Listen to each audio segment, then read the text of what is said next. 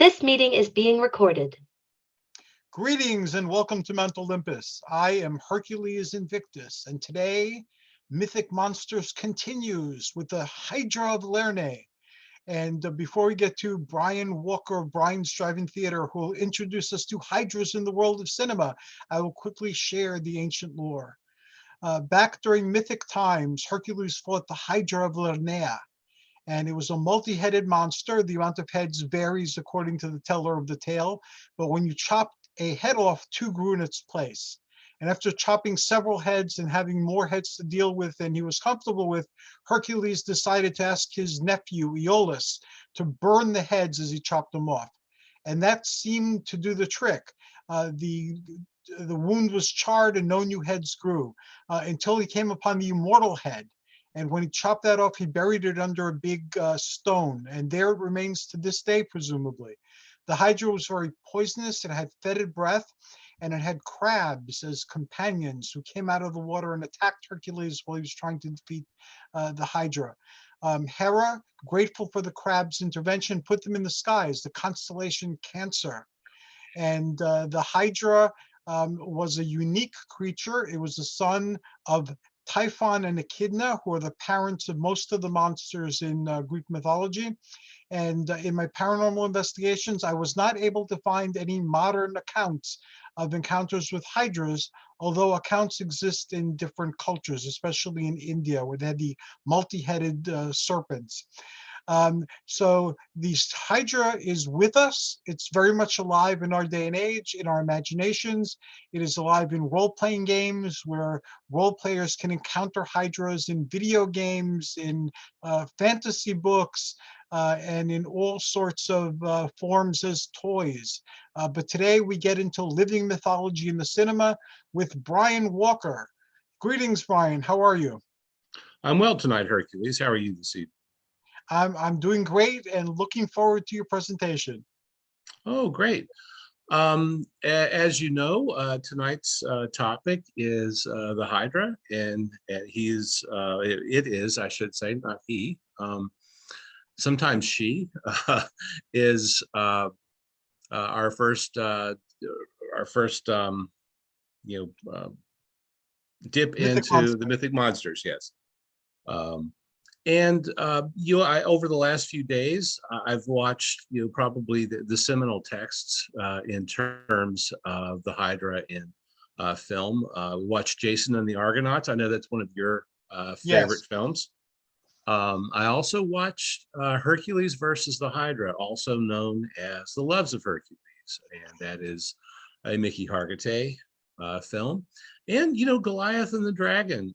We talked about Mark Forrest just last week. Well, yes, it's interesting how he also battles a Hydra. And right now, the thing that I have on my television is Hydra, the three-headed monster. Not technically Hydra, but it sure does look like it to me. So. It's got to be adjacent, at least, if nothing else. Well, if it looks like a Hydra, it walks like a Hydra, and it behaves like a Hydra, then it's a Hydra. In some ways, shape, or form, I have used that same phrase for a long time. You know what? Last night, actually 2 nights ago, I was looking for my copy of Loves of Hercules with Mickey Hargitay and Jane Mansfield. Which was shot in early in 1960, an Italian production. The copies that I have, well, one of them was okay, but it was a pan and scan. The color looked all right. The sound was okay, but it had this kind of a stilted dub laid over top of it. And as I was doing some research on it, I found that the version of the film released in the UK actually used Mickey Hargitay's real voice and Jane Mansfield's real voice, which, every time she spoke in the version that I was watching earlier, I just thought, gosh, that's not Jane Mansfield. I wanted something more authentic. And as it just so happens, I had streamed, I had a download of a Mystery Science Theater, a 3000 version of The Loves of Hercules that was done, I think, in 2017. And I put it on hoping that it was a better copy, and it's the beautiful European version. It's letterboxed. The print is wonderful, and it has Mickey Hargitay's undubbed. Well, he dubs the voice, and it has Jane Mansfield's voice too. And it's a much different film, interestingly. Really? Just with the different dub, it's much more enjoyable. And I hate pan and scan so much. The letterbox just means everything, because when in the pan and scan version that I was watching, occasionally Mickey would just sort of disappear. You know, he would kind of fall off. Wait a minute, this way. He'd kind of fall off frame. You know, and you're never really sure what's going on in the background. And sometimes, you know, the director uses what's going on in the background to convey what's as prophecy, you know, something that's going to come in the near future. And you miss all of that when it's cropped out for old TV pan and scan. And it was just a revelation, really, in the difference in the copy of it. And very enjoyable. Loved watching it. You know, his unfortunately, in The Loves of Hercules, you know, Hercules is one of his labors is supposed to be, you know, killing the three-headed Hydra, right? Well, he only cuts off one head. I mean, you know, it's a fun scene, but it only lasts for about 5 minutes or so. And I got to say, a lot of the budget for that picture had to have gone into this life-sized, you know, creature that and I've turned red again. This life-sized creature that there we go, no longer red. This life-sized creature that Mickey Hargitay battles, and it has one actor in its mouth, you know, at one point, so it's that big. That had to have cost. That had to have cost. I couldn't find a whole lot about the production of the film on the World Wide Web, unfortunately, but that had to have cost something. And surely, you know, creating a prop like that must have been used in it must have been used in another film, but it had to have been heavily disguised, because it has a certain look about it that I could identify in another movie, if you know what I mean. Maybe they put a mustache on it and painted a different color. Yeah. But it's actually, you know, so little of the film. You know, there's so much else, you know, going on in The Loves of Hercules. And I was just hoping that, you know, his struggle with the Hydra, it really should have been drawn out a little more. He kills the, you know, the center head, and then it just dies. And it like I said, it couldn't last 5 minutes, you know, and it seems a shame to waste that expensive of a prop just for a couple of minutes. I watched The Loves of Hercules, or Hercules vs. Hydra as well this past week, and it was a treat to visit. It was a very poor copy. It was on YouTube, and Yes, the I know sound what was you're talking bad, and then the picture froze or jiggled a lot throughout the movie. Yeah, But it was still fun. the print that Mystery Science Theater 3000 used it was after the show had moved to Netflix. It's a beautiful print. It really is. Makes all the difference in the world. I have an old Trimark version of it, which is, like I said, it's not bad, but it's pan and scan. And yeah, I was disappointed in how little he actually fought the Hydra, but it was a very ponderous type of machine. It was like that old movie Siegfried. I don't know if you've seen it, where they had a dragon too. It moved so slow. But I was impressed at the fact that they built something this large and had him move around and blinking his eyes. And so they put a lot of money and energy and artistry in constructing a Hydra. They did, but I don't think they thought through actually making it move. That seemed to be an issue for it. But yeah, they did what they could with it. And as just, you know, speaking in terms of props, I mean, it's kind of stunning, you know, in its size alone. Mhm. It's sort of something to behold in and of itself. And there's no way like Jason and the Argonauts. That's all Ray Harryhausen, and it's beautifully done, and the monsters look better, but because they're models. And the movement's better too, quite honestly. But I don't know if an audience in 1963, while watching Jason and the Argonauts, especially a movie aimed at children, as it was, um, I don't know how much how much that would have registered with them. The movement of it and how it was done. The stop motion. Anytime I see a Ray Harryhausen movie now, I'm very conscious of the fact that I know how it was done, and it's a very painstaking process where you shoot frame by frame, and you make ever so slight modifications to the apparatus that you're using, your model, or it's probably a better way to put it than apparatus. The very painstaking procedure. I guess in terms of crew and time, it probably was faster to build just a three-headed Hydra. Get your crafts people on it, get it done in a couple of days, and then worry about making it work later. I interviewed Harryhausen years ago, and I think that clip is still on the YouTube somewhere. But he was awesome, and I thanked him for creating all those stop motion effects that I grew up with. They really stimulated my imagination and brought the mythology to life. And it was much better than, again, the giant dragon, even though they put a lot more work into the giant dragon in the Loves of Hercules. Mm-hmm.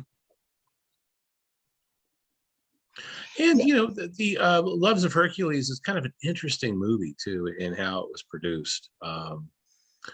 It was a Hercules movie. They brought Mickey Hargitay in. It was his first starring role. He'd been in a few other films, but just as a supporting actor in them. And in this, he was the star.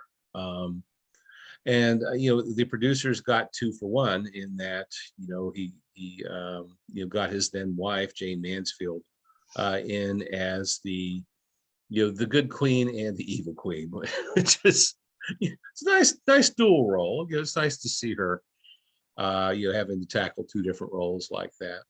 And it's a really fun movie. Interestingly, though, in some of the shots, the movie was shot in, I think, the late winter, early spring of 1960. Later into that summer, she had her 3rd son. I'm sorry, she had her 3rd child, her 2nd son, with Mickey Hargitay. His name was Zoltan. So she's pregnant while she's doing the movie. Hmm. Which she had 5 children, so in a very relatively short span of time. So she probably had to shoot a lot of movies around little family obligations like that. But like I said, it's just fun to see them.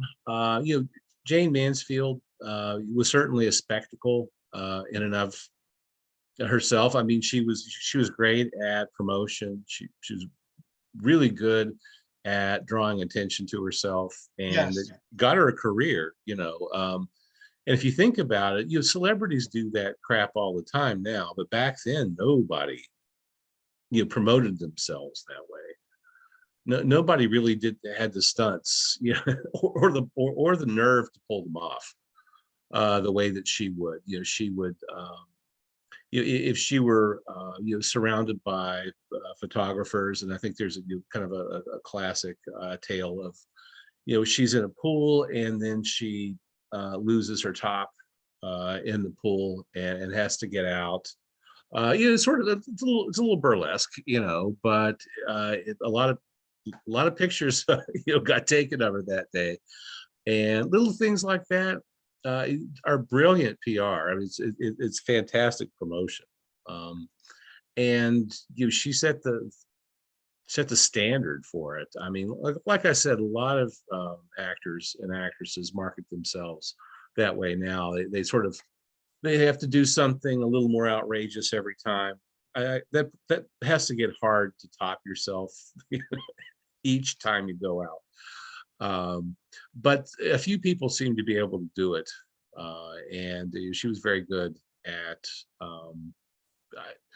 I, you can say what you will about her acting talents, but she was really good at being a star. She got famous. Yes, she was. Yeah, yeah.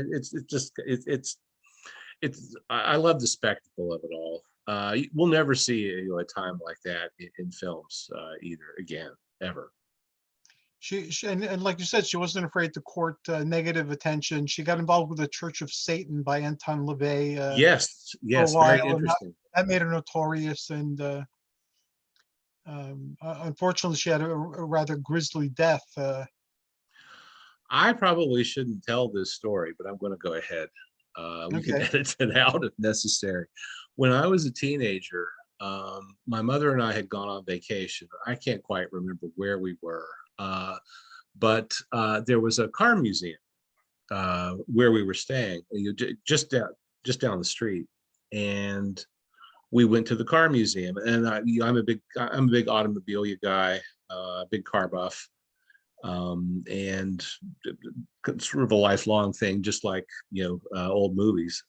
Anyway, Jane Mansfield's death car, which I know is disgusting to say, but or to even think of, but it was at the museum. It was on this traveling exhibit, and they had it and what they claimed to be Bonnie and Clyde's death car, which was an old I think a 32 Ford V8 that was just riddled with bullet holes, rusty, and the Buick that Jane Mansfield was in was also getting some rust on it, at the time. This was probably, I don't know, like 1980, 1981. But very, very gruesome, very grisly. Yeah, I remember displays like that. Not that particular one, but back then when they had these like road shows, or they had Mhm. traveling amusement parks. They often had some grisly things. Oh my In God, yes. yeah, so Even I'm not um, surprised. well, even when I was a kid, which, well, okay, it was a long time ago now that I think about it, but there were still elements of sideshows that you would see Yes. at fairs and things like that. And I can remember my dad taking me into one of those, and I had been young. We probably no more than 6 or 7 years old, and it was one of these sideshow things at a fair. It's really gruesome. Lots of jars with formaldehyde Yes, and I've seen that. body parts and things like that. I really hope that you can't see stuff like that anymore, but who knows? I haven't seen them in years, but I remember when I was a kid, every amusement park They had all, some. yes, Yeah. it's so gruesome, but it was actually fairly common.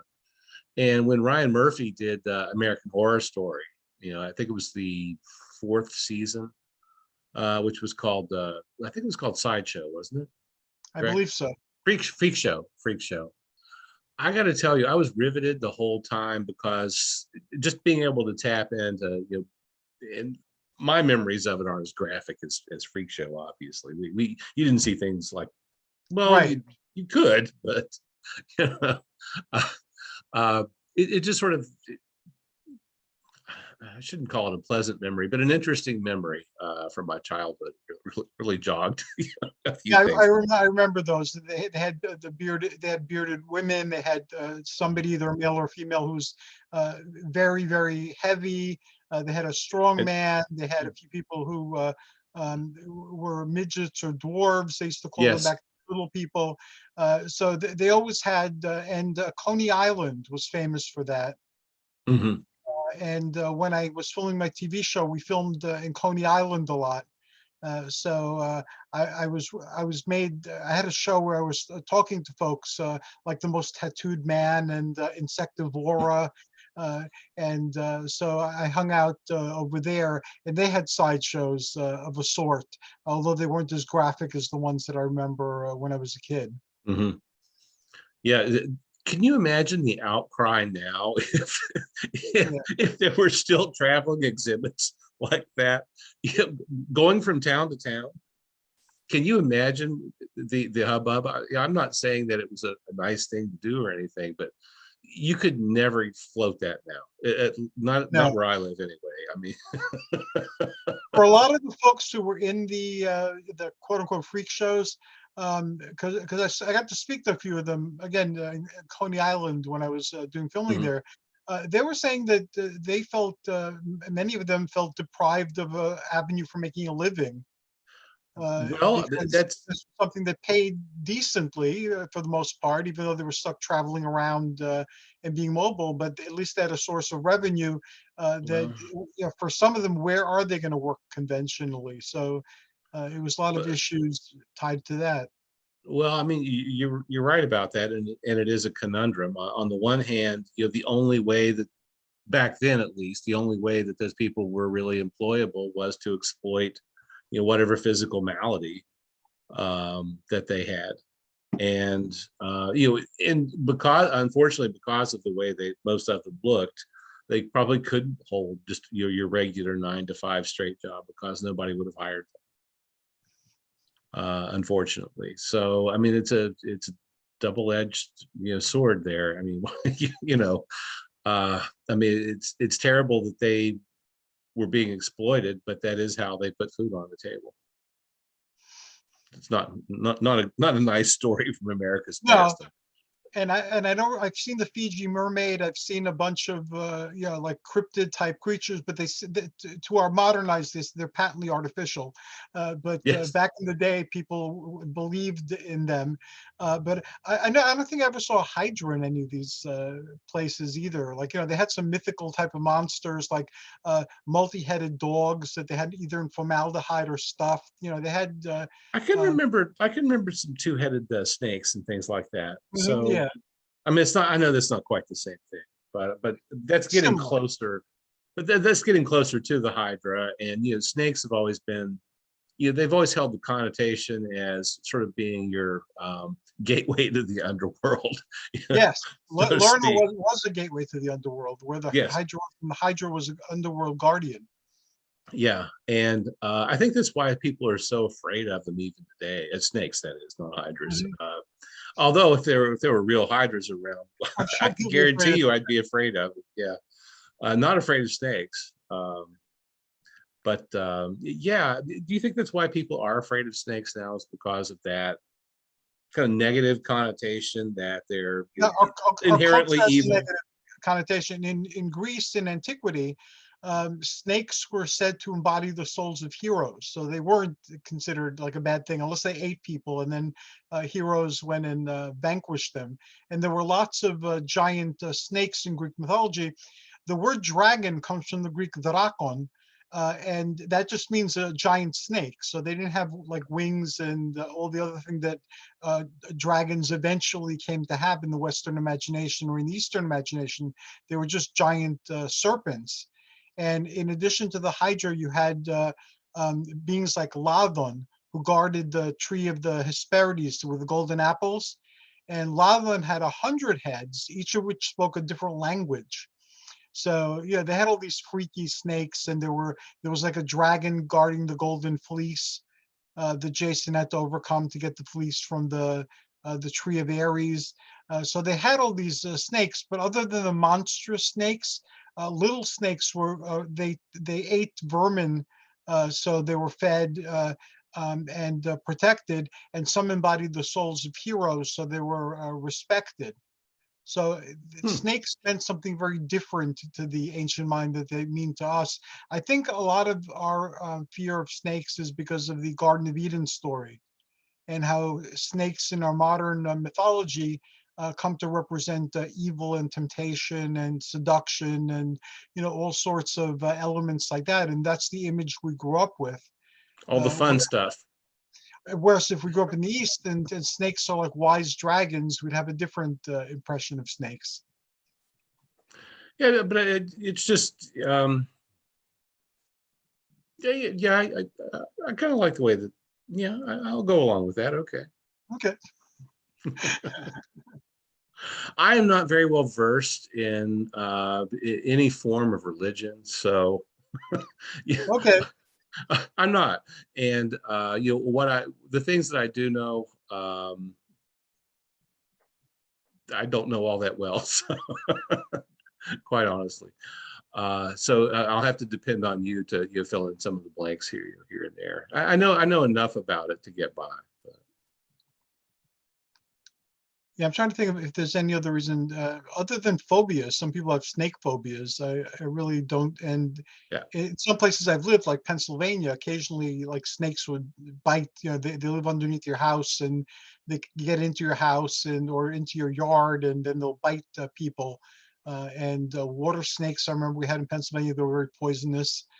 So I guess if you live in a place like What that with part of poison, Pennsylvania were you living in, Hercules? I don't remember an Amazon running through Pennsylvania. No, there were poisonous water snakes and there were occasional rattlers, I think. I heard stories. Did you say Harrisburg? No, in the Poconos. Oh, okay. Okay. Harrisburg would be believable.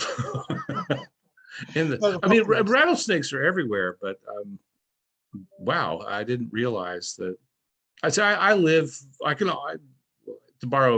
to paraphrase, I can see Pennsylvania from my house. Okay, cool. I actually pretty much can, since I live on a ridgetop. But I don't, my impression of Pennsylvania is very different from that. Yeah, we lived in Pennsylvania for like a decade in the wooded mountains of the Poconos, and Mm. we had bald eagles. You know, if you looked out the window, there were Wow. bears, there were bald eagles, there were foxes, there were lynxes.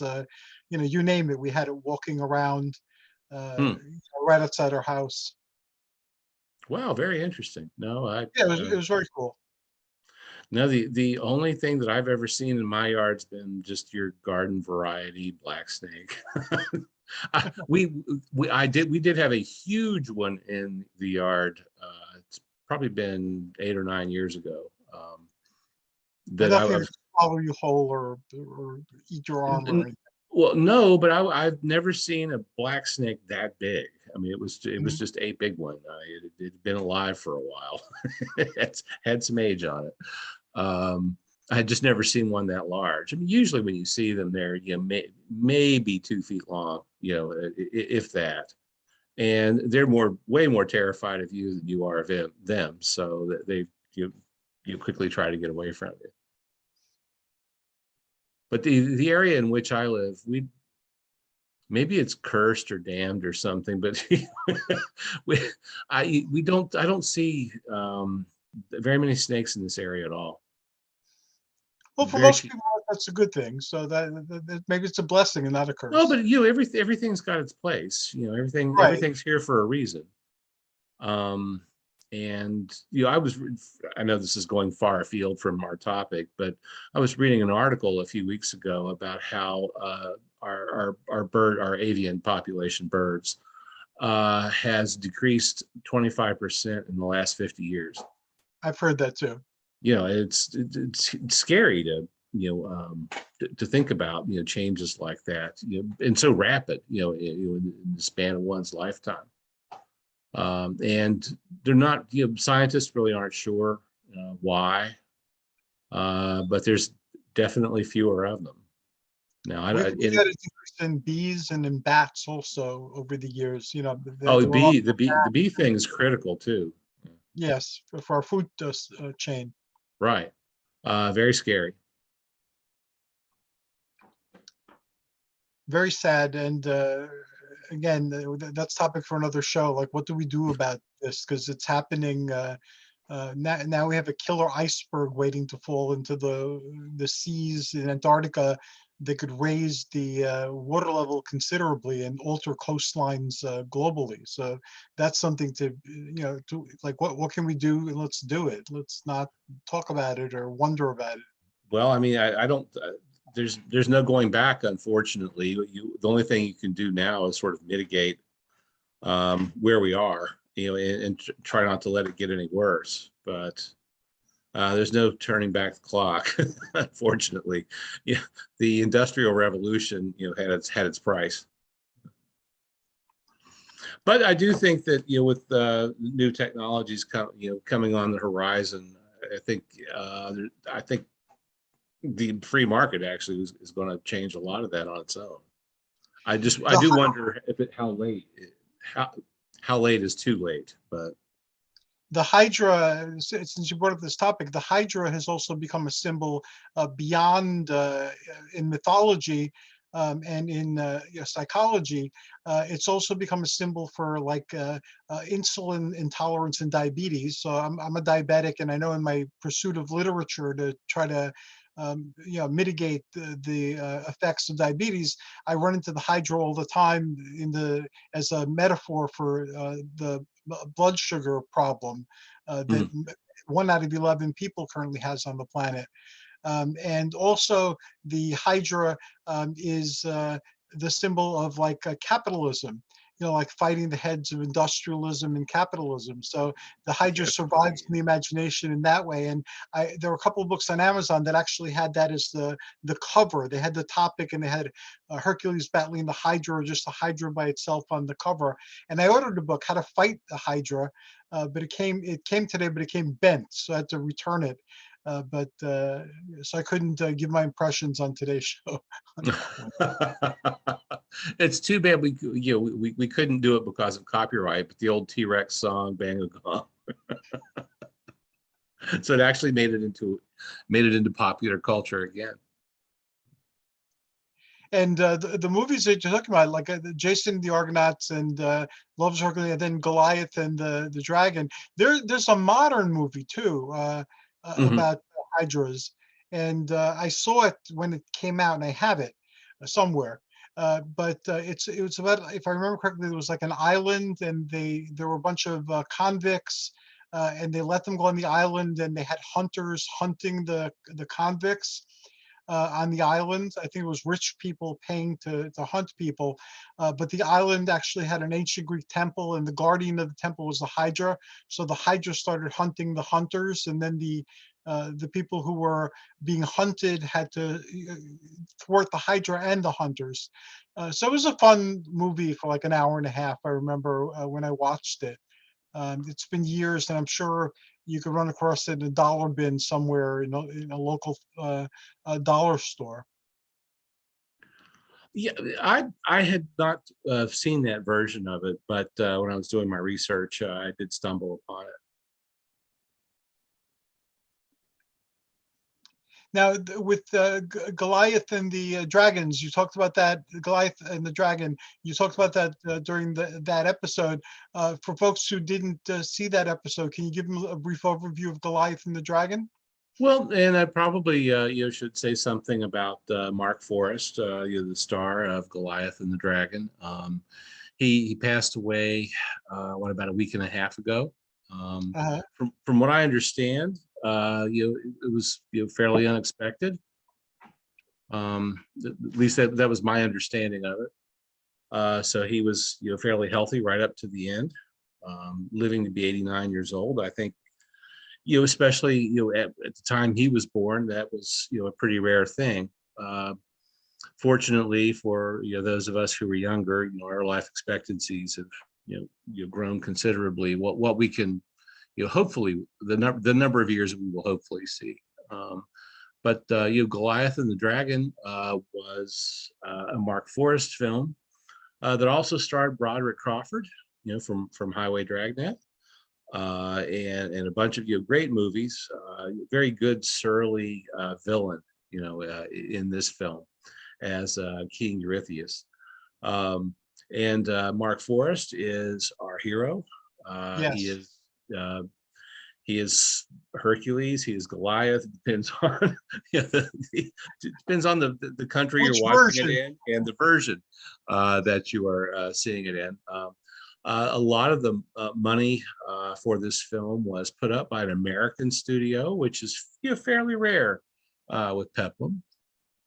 It was financed primarily by American International Pictures. They did the Beach Party movies in the 1960s. They did all of the Edgar Allan Poe inspired Vincent Price films that we all love from the early 60s, such as The Fall of the House of Usher, which I could probably watch any day of the year. It's such a fun film. It was some really good performances. But anyway, interestingly, although American International, or AIP, was not always known for making the highest quality films, they got quite a bit of bang for their buck in Italy. And this film, I think, it really has a nice high quality look to it that you don't always see, I should say, in American international films from this time period. Everybody gets better, and their films got a whole lot better. But in the late 50s, they were still flying by the seat of their pants. A little rough around the edges, I suppose, but they really lent an element of class to Goliath and the Dragon. It has its own unique score, which is beautifully composed, and it has its own dub for the U.S. market. Yeah, Mark Forrest was awesome, and the other Mickey Hargitay was awesome, and Nigel Green was awesome. All the Herculeses in these movies, regardless of what they were called in different countries, they were awesome. And although this show is dedicated to the memory of Timothy Green Beckley, who was my publisher, this segment is dedicated to Mark Forrest and to the others who played Hercules in these movies. And I'll put up pictures in our community group on Facebook. Nigel Green is and it's his portrayal of Hercules and Jason and the Argonauts is contemporary with Steve Reeves films, Mark Forrest, Gordon Mitchell.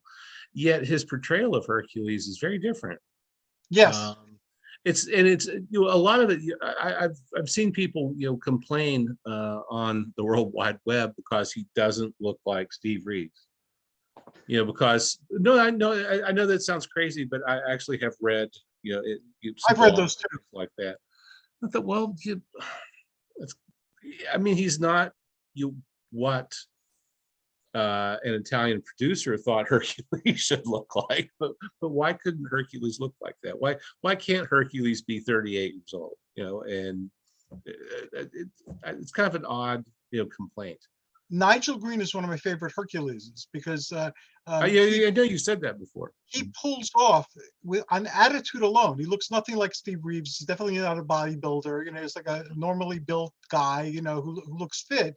But nothing like what was emerging through the other movies. But his attitude, he carried it on attitude alone, just like Sergio Chiani, aka Alan Steele. He's not the most muscular or well-defined of the Herculeses, although he was muscular and well-defined. But he had a certain joie de vivre. I'm not pronouncing that right, like a lightness to him, and like a love of life, type of thing that came out during his portrayal in Hercules that made him, very admirable. Just like Reg Park had like the "I'm so strong, I don't need to care" attitude most of the time. So it was more than the way they looked, their portrayal of Hercules. It was how they were that gave the role depth. Like you had talked about Mark Forrest on the last show, and Michelle and Nicholas also added that he gave it a human. Mark Forrest brought a human element to the character, and a lightheartedness too. Yes. Whereas if you watch Hercules and Hercules Unchained, Steve Reeves, he's a very stern Hercules. He's very serious. And that's great, and it's fun to see the different portrayals. Yes. People are always, if you're a Ian Fleming, 007 James Bond fan, people are always very quick to pick their favorite Bond actor, or they're also even quicker to rake their least favorite actor over the coals, unfortunately. But that also holds true for any character in in novels or in films, who has been portrayed by a number of different people. And you have to put your own spin on it. You can't just Mark Forrest was, I believe, the second actor to portray Hercules in that late 50s, early 60s explosion of Peplum films. And you would be silly. He would have been silly to have tried to emulate Steve Reeves. You've got to bring. You have to bring something to the role, Mhm. and it should be different. It should be, what your opinion of this character, after reading the script and doing your research.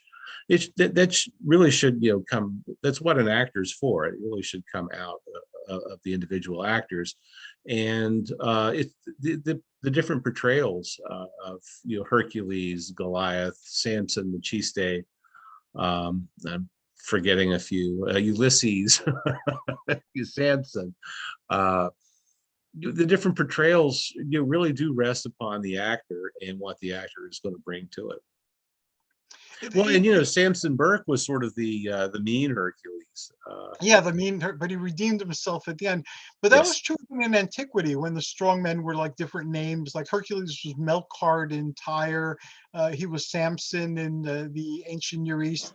And there are some representations from that part of the world where scholars even today don't know if it's portraying Samson with the lions or Mm. Hercules with lions. So that confusion with the names is something that's been with us for a very long time. And it seems the ancients did the same thing when they brought their pottery and their vases that had all these pictures on them, and they had tale tellers telling these stories. They would swap the names of local heroes because there's so many different accounts. So you could see that they had different versions of the same story hither and yon. In any character from antiquity, you can almost say that about. But there's always an unusual lineage, for how that character made it from ancient times to today. There are always a lot of twists and turns, and lore will get mixed up with Mhm. actual history, and then religion will come in at some point and change it a little bit more. It's interesting to see the evolution of Comic all. books did a lot to change That's a mythology very too. good point. Yeah, and that depends on the individual proclivities of the writer, and Yes. what the writer's opinion of this character is. Now, my wife, before we did the show, not directly before, but when we were talking about it the other day, she had brought up Ghidra. So Hydra's a I was lot of wondering, fun. I was I got wondering to if tell you you, would have Ghidra, as a I got to tell Hydra. you, I had a fun time watching Hydra. Uh, Uh, I was I would have sworn, I'm a big believer in physical media. I would have sworn I had a Blu-ray of Ghidra, the three-headed monster from 1964, and I do not. I went through my list and I was kind of surprised. Fortunately, there's a good copy of it available on YouTube, okay. and it is not dubbed. It's subtitled, which works for me just fine. Actually, to tell you the truth, in Ghidra, the three-headed monster, I appreciated the fact that it wasn't dubbed, because you do get a lot of the background sounds that you so rarely got in some of those dubbed Toho films from the 50s and 60s. You can actually hear other things that are going on. And Ghidra, the three-headed monster, lines up all of the great Toho monsters for you. It puts them all into one movie. It has the magical miniature twins who summon Mothra by singing to him. It's got Godzilla. Rodan pops up, in the middle of it. And then you have Ghidra, who looks very much like a Hydra. And it's a great, and there's some really good model sequences. One of the things I love about Toho films is that it has a real, Thunderbirds look about it. Did you ever watch Thunderbirds or Go? For long time ago, so Okay. I have vague memories of it. The producers of Thunderbirds Are Go would have painstakingly shot passages in the Super Marionation episodes, and they also did a couple of movies, which are just, I don't want to call them toys, but they're models. And there's all of this painstaking slow motion movement of cars going by, or let's say a plane taking off, and it's all models. It's all testers paint and glue. but it's fascinating to watch them, even if you do realize early on that it's a model, and it's hard to miss, quite honestly. It's just fun to see how painstaking that was done. And what a really good job Toho did with some of the models. There's one scene in it where there are two passenger buses that pull into this facility, and it's all models. I don't know why there was no reason for them to use models. They could have used actual buses. Actual buses, yeah. But but doing it with models anyway, I think that's amazing. And these things like Godzilla, Ghidorah, Mothra, those were aimed at children, so the production values don't have to be too high. When I was a kid, for example, I loved those Saturday morning Sid and Marty Krofft Yes, shows. I remember those. Like I the earliest one I remember watching was HR Puffin Stuff. HR Puffin stuff, yeah. And my favorite was Lidsville. And That one Lidsville, I don't remember. it's the town where everyone is a hat. Okay. And Butch Patrick from the Munsters is the main character in it, and he goes to a magic show and falls in. It's very trippy, like all of Sid and Marty Krofft's TV shows were. But he sneaks. He goes to a magic show and he sneaks backstage and finds the magician's top hat. And as soon as he touches it, it begins to grow, and it actually swallows him. And he falls to Lidsville, which is this town where everybody is a hat. He's the only. Well, no, he's not. Well, gosh, Charles Nelson Riley is the overlord of Lidsville. He's sort of the evil, the presence in it. It's really hard to explain because it sounds like you're making it up. But I loved it. It was my favorite show. But you remember the production values were really rough. Yes. And I stuff, and there was another show. I don't remember the title or even what it was about, but I remember there were a bunch of them from Sid and Marty Krofft. And did you ever watch Land of the Lost? Land of the Lost, I've seen, yes. The whole thing was done on a green screen. Blue screen at the time. The whole thing.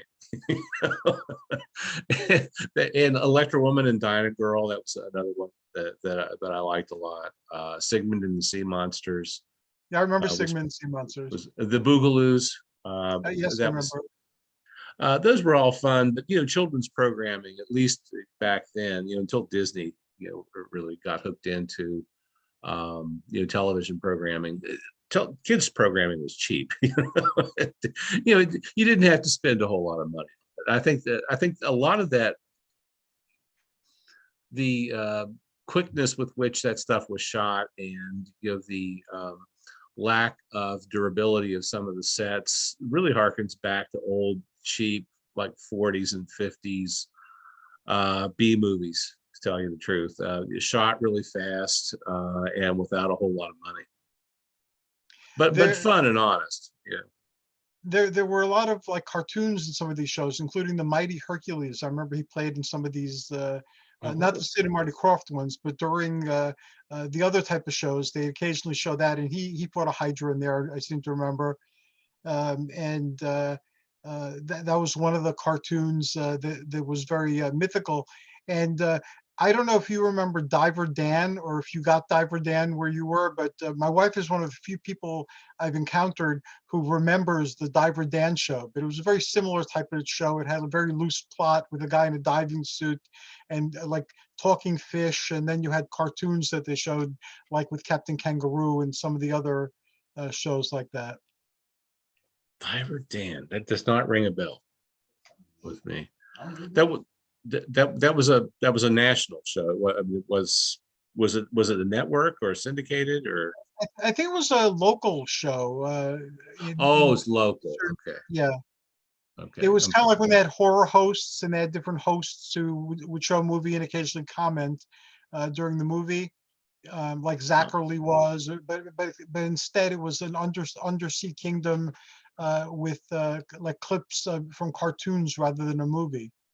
Well, interestingly, Danny Bonaducci, the actor from the Partridge Family, his father was one of the writers on Diver Dan.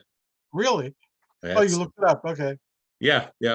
Well, actually, Greg looked it up for me. Thank goodness. Thanks, Greg. But No problem. but it was according to what I'm seeing, it was shot in New York. So that So might be why that, it had a limited range. well, I don't know. It looks like you can. It says classic TV series. It looks like you can actually get like some public domain episodes of it, perhaps. It gets a very high rating in IMDb too, 7.4 out of 10. Oh, wow. That's That's pretty good. that's Citizen Kane, or very close to it. You know, but I have never heard of it before. It looks like there are several versions of it available on DVD or at some point. That could have been a long time ago. I did not know that. I did not know you But could find. it I'll does I'll not look for it. doesn't appear to be just New York market, because some of the reviewers, one reviewer says, I watched the show growing up in Chicago, so it must have been Oh, that. so it did have a wider distribution. Yeah, I just wonder if it could have been syndicated, perhaps. You would think that with how many years we've had of the World Wide Web, more of this information would be available. Every Not time I'm everything looking, is available. I recently watched from a library they had it, and I found it there. The first Hercules cartoon was like in 1910 or in the 1910s, and cartoon. yeah, cartoon. It was Oh, an really? animated, and I'd heard about this for decades, and no place had it. And then I was looking at a random box, and there it was. So the collection's like 50, 60 bucks. So I'll wait till I find it cheaper. But I finally got to see this Hercules cartoon from 1910. And And it wasn't anything, it wasn't as great as I was anticipating. okay, it's But still, yeah, if you're almost any time that you watch something that you've been trying to see for years, it's got to be a letdown, you know. and again, but it was the first Hercules in cinema, Mhm. long before Machiste in Cabiria, who was supposed to be Hercules initially, and Mahistis is one of these traveling guys, traveling muscle men. They're still called Mahistes in Greece. So he represented Hercules, and Machiste was one of his epithets in Greece and Rome. But then he came back with Steve Reeves, and that opened the floodgates to Hercules. So just out of as a curiosity, I found Cabiria, and I have Cabiria, and eventually I want that cartoon just because I'm a completist and I like having physical media like you. Well, you're a baby boomer though, and baby boomers were raised to, collect the set. You know, Yes. you were supposed to have at least one of everything. And you could go nuts with different covers or different editions or whatever. That's I've done true. that in the That's past, true. too. It's amazing how many times you can buy the same thing. Yes. I've done it myself. This is a true story too. Years and years ago, this was pre-DVD. These were my VHS days when I was still young. I bought a copy of a horror film called The Crawling Hand, probably 4 or 5 times. forgetting that I had already bought a copy of The Mhm. Crawling Hand. I did it multiple times. It was embarrassing. And each Yeah, time I would do it, I'd get home and it was like, ah, crap. I have it. I've got another copy of this terrible movie. So I would have to take it back, and I usually buy it in Pittsburgh. That's more than an hour away. So taking it back got to be a chore. But yeah, I have done that many times. Oh, and I've also upgraded versions as well.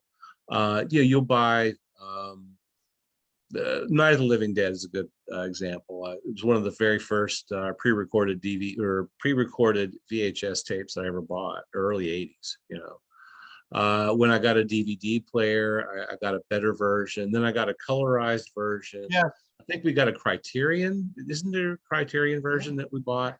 So yeah, I bought that movie. It is public domain, so it's really stupid to buy multiple copies of it. But I have, you know, over the years. It's I guess I fall prey to marketing as much as anybody else. But yeah, you have to have it. After a while, you do forget if you own something, especially if they change the cover around. That happens with comic books too. It's like, oh, you know, and then I'll take it home to read it, and it's like, I read this this month, you know, actually, But it had a totally different cover, and it looked totally different. isn't it nice to know that your tastes are consistent? Yes, in some things they have not changed since childhood. In other ways, yes, they've changed, and I'm no longer into a lot of the same stuff I was into.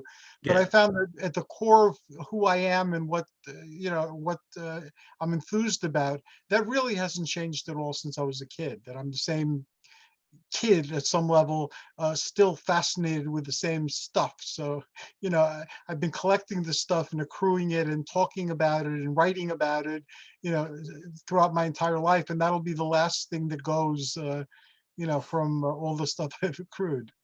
Well, I'm glad to know that I'm not the only one who hasn't evolved since childhood because I'm still doing the same things too. I mean, I've amassed well, say what you will about it, but I've amassed a couple of collections. One's movie memorabilia.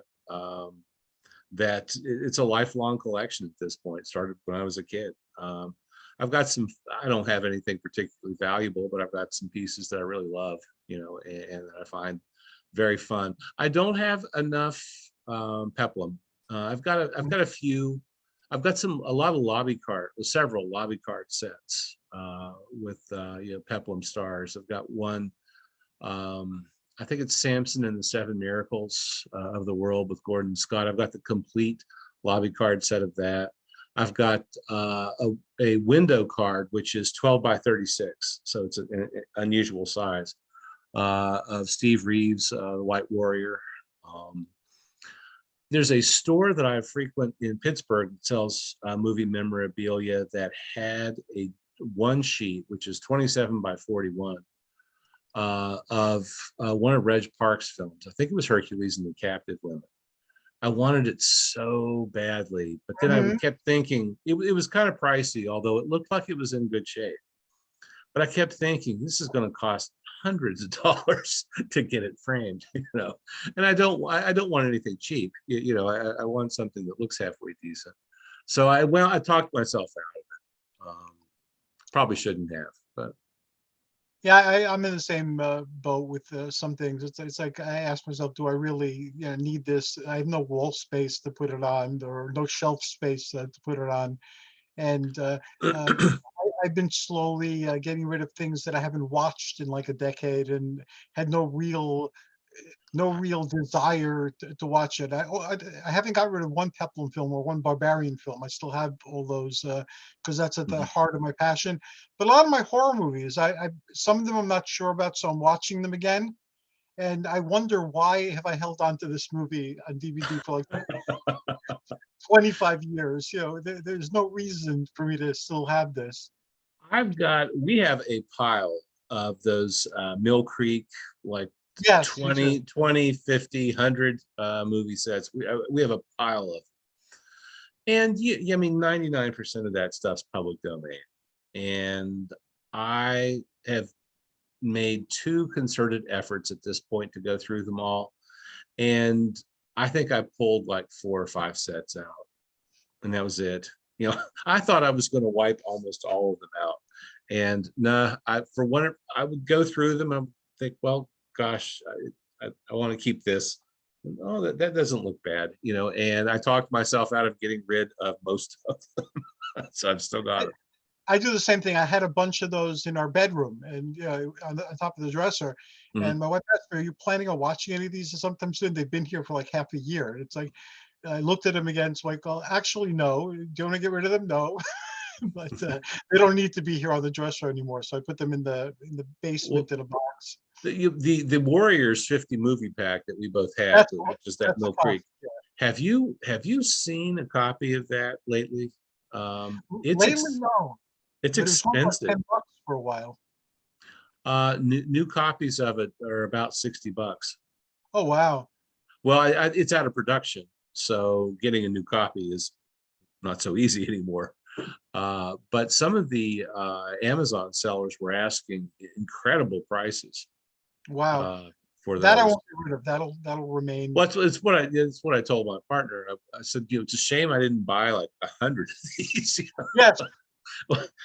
when I could have, once upon a time, because you can write your own ticket. It's interesting to see what becomes valuable, and I think there's a lot of people like you and me out there who still want that physical media. And I got to say, there's nothing more fun for me than to go into my family room, and I've got a walk-in closet where a lot of my media is stored, just off my family room.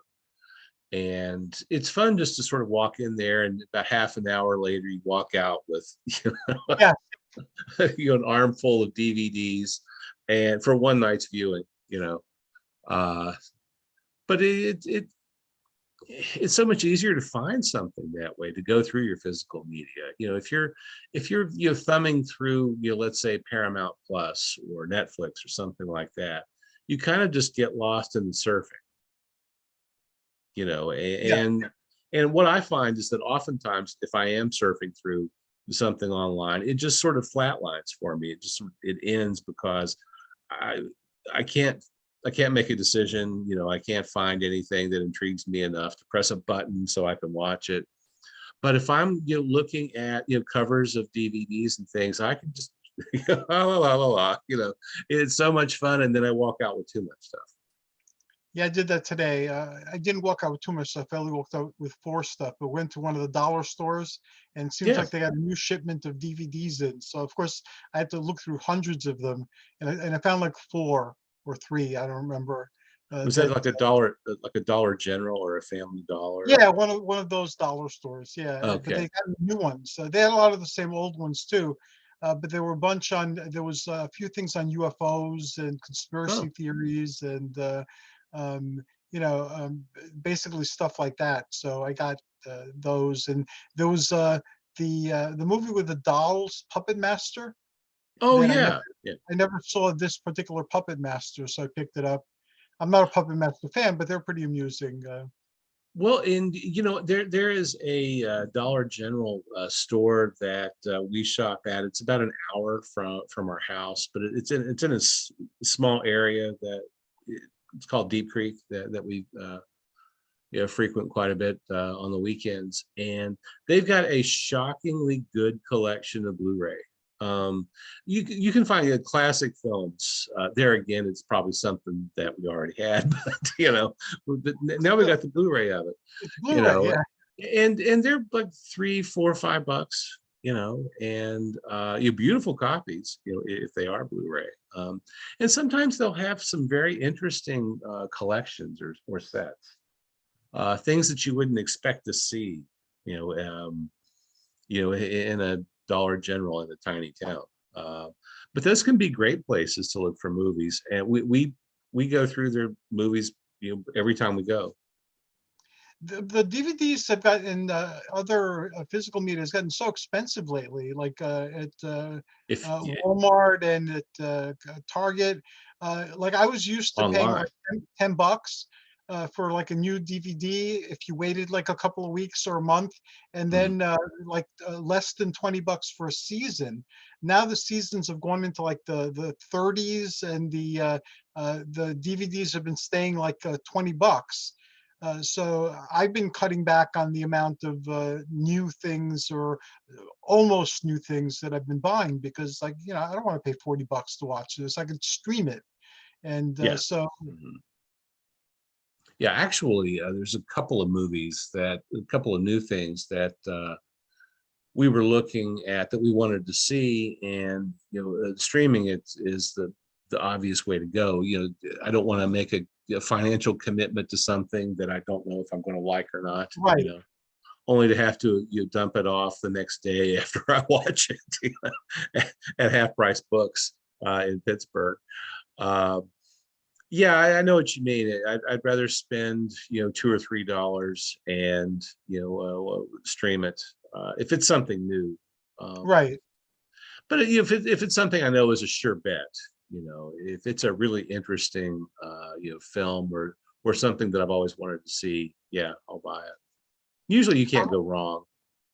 No, if you know you're gonna like it, like when Eternals comes out in physical form, even though it didn't do as well as some of the other Marvel films, I'm a fan of the Eternals from way back. When the Eternals first came into being, I have all the comic books, and so I'm gonna buy the movie and watch it.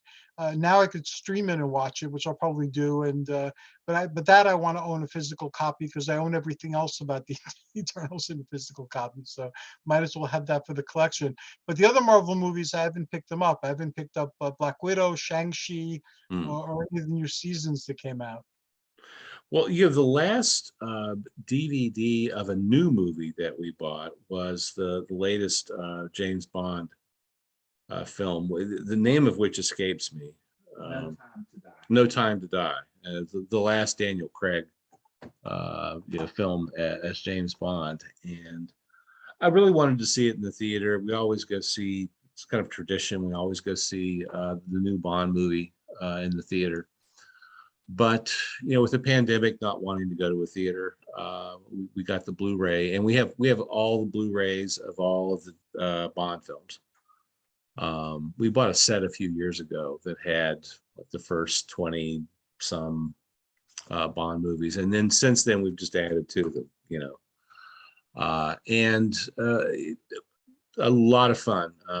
Really, I know we're not talking about Bond films, but I really recommend it highly if you haven't seen it yet. No, I'm not a big Bond fan. I've seen I remember the old Sean Connery ones, and I think that's when the last time I saw a Bond a Bond film. But Oh, we've had some Bond shows with Bond enthusiasts talking about Bond, so there were very mixed reactions to the new movie, because I think yet I don't know why either. I read some of the reviews, and when I saw the film, I loved it. So I don't know what the complaint was about.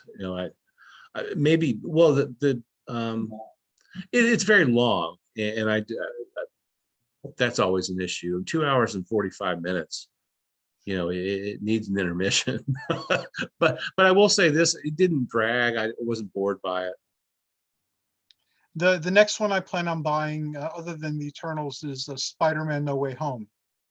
Ah, Because it's owned by Sony. I don't know what arrangement Marvel and Sony has, but it won't come out streaming for a very long time. So that'll buy the physical DVD and just watch it. mhm. That's been getting universally good reviews. And although I don't really like the same things that reviewers like. So things that tank in the reviews, I'll wind up liking, and things that, oh, you must see this, it's like I'm wasting my time watching it. So I don't know how I feel about it, but I like the other Spider-Man films. I'm not a big Spider-Man fan, but this one generated a lot of buzz, and I know I'm going to enjoy the Multiverse of Madness, and it seems to tie into that. So this way I'll get more of the story. But that's one that you already know that you're going to want a copy of. Yeah, You yeah. know, and that's kind of how I felt with the last Bond picture. Good or bad, I'm going to watch it again. But I did like it. Did like the movie a lot. I didn't think I would like it as much as I did.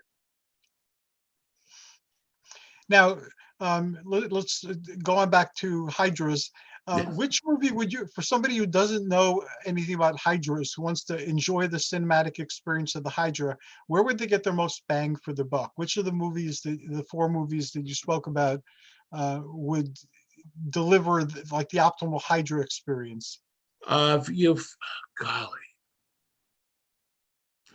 Well, I mean, I'm going to go with Jason and the Argonauts with it because I mean it's Harry Hausen.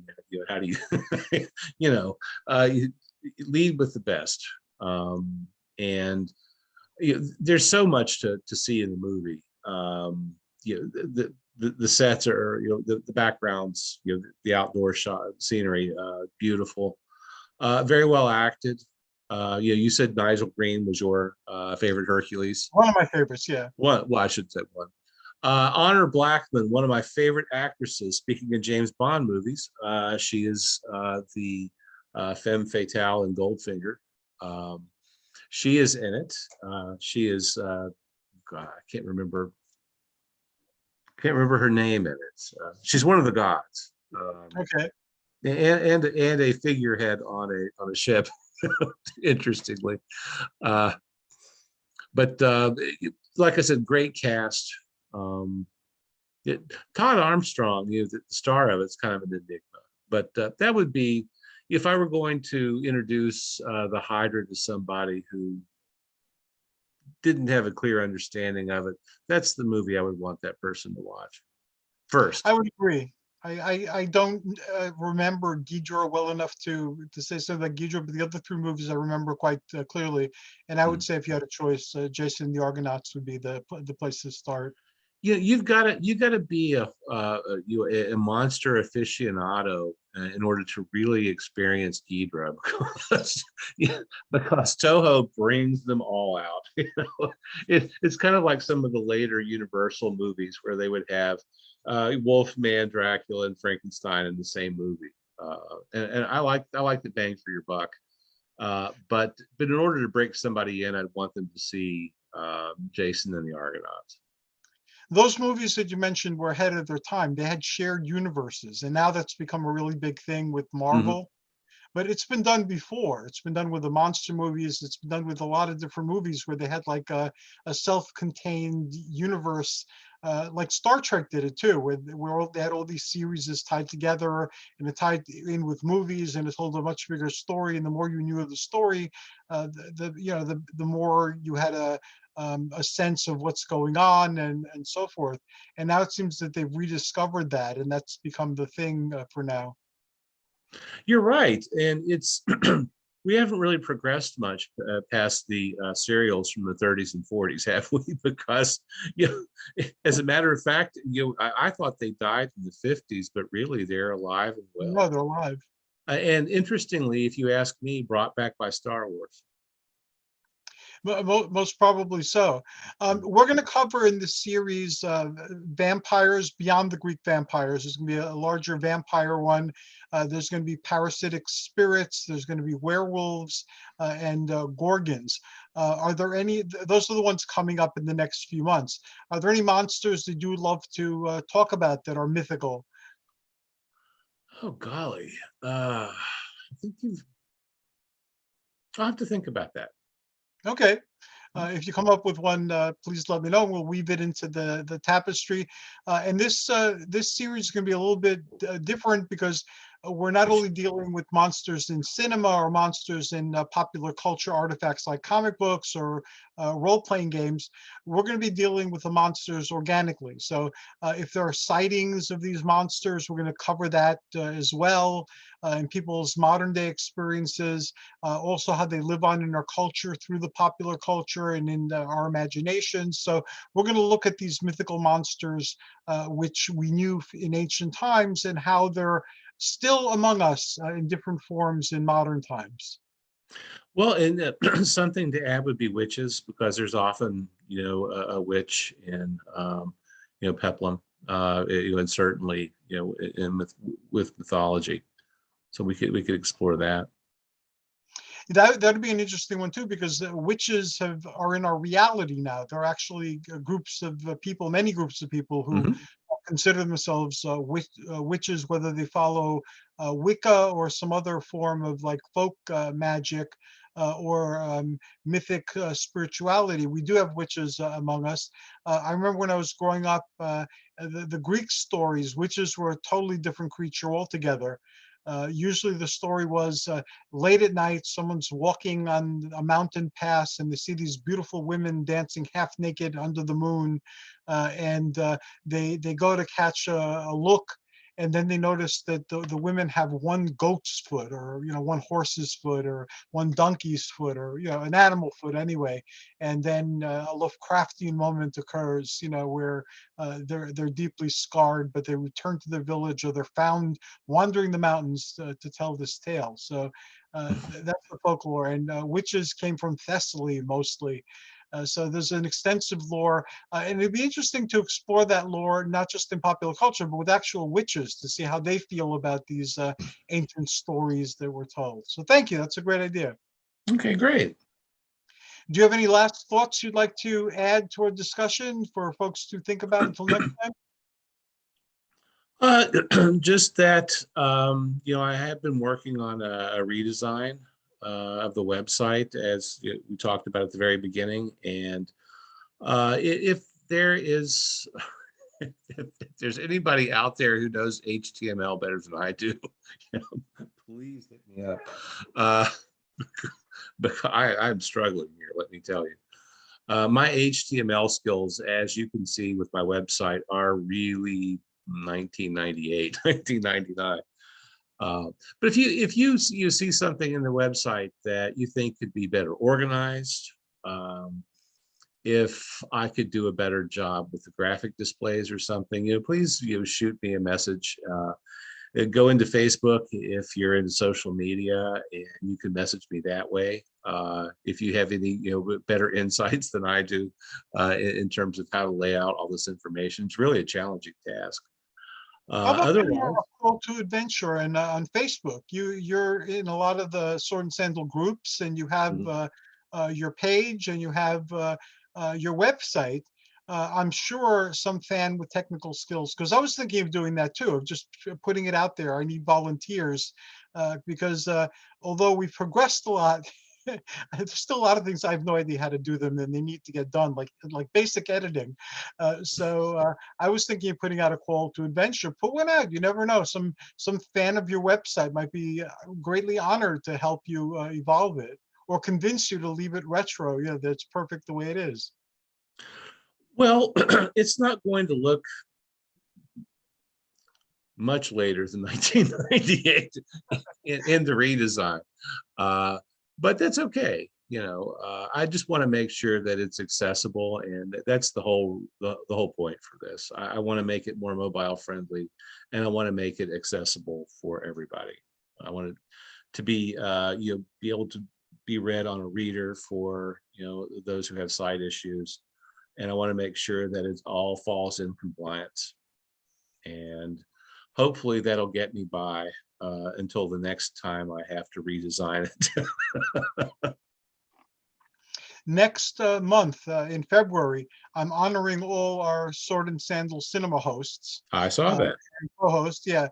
So you're going to be Olympian torchbearers of the Sword and Sandal cinema tradition, and you've all been doing that on your own, and also here on the channel, and now the YouTube channel. So you deserve thanks and recognition for assisting as much as you have during this journey. I could not have taken this journey without you guys, so I'm very grateful. So we'll structure those shows in February so that everybody gets a chance to be honored.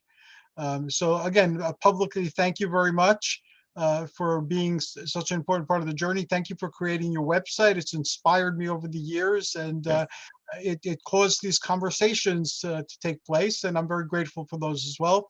Greg, thanks for being behind the scenes. Okay, and I'm watching Diver Dan as we speak. I found it on YouTube. He found some episodes on YouTube of Diver Dan. Now I have to look on YouTube for Diver Dan. Well, thank you very much, and I'll talk to you very soon. And thanks to everybody who tuned in, whether you are, well, you can't be watching now or listening to it now because this is YouTube. So thanks to those who will tune in by Saturday to watch this on YouTube. I will post the link as soon as it's available. I still haven't done my workout yet. If I have energy after my workout, I'll take care of it tonight. If not, I'll do it tomorrow. All right, very good. Have a good evening, Hercules. You too. Thank you very much. Wrong button. There we go.